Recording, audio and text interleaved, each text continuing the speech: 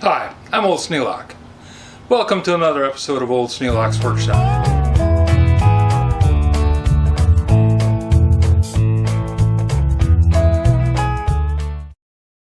I got interested in small vices. Yeah, it's one of my vices. This is a Columbian No. 63. That means it has 3-inch jaws, and it's a solid little bugger. It's got a solid steel beam on it, cast inside of a cast steel jaw, and it has lasted a long time. These are like 60 years old. This one has got a few saw marks on the jaws where somebody used it. That's normal. But it's straight, square, works.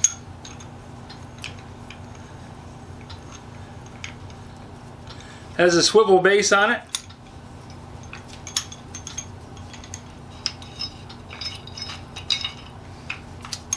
And it's going to go on eBay because I have too many of these. If you watch the channel much, you've probably seen me use this vise. I put it on this base so I could clamp it in my woodworking vise on my separate benches. And it does a really nice job.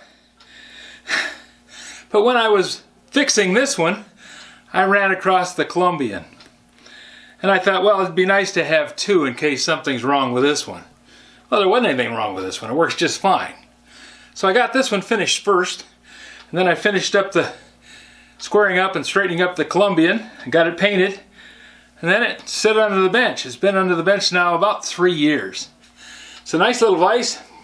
Worked great on one of your benches. Be better than having it sitting underneath mine collecting dust. So, it's time for this one to go. Once again, we're thinning the herd.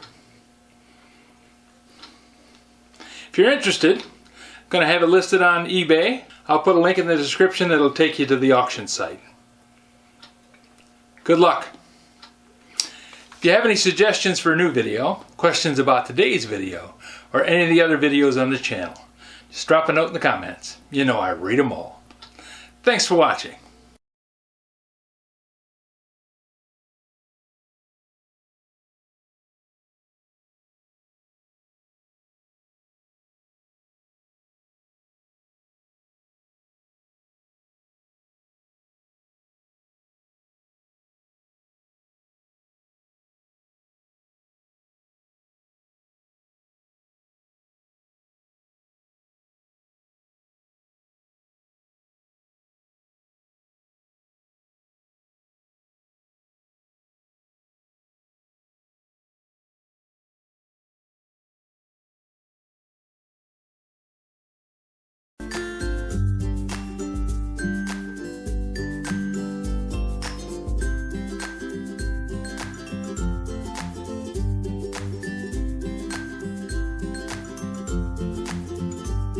This video is not to be viewed by anyone under the age of 13 in the U.S. or 16 in the European Union, without the express written permission of the parents or legal guardians of the underage person. Such written permission must be on file at the local government entity in charge of enforcing the rules and regulations established by the FTC.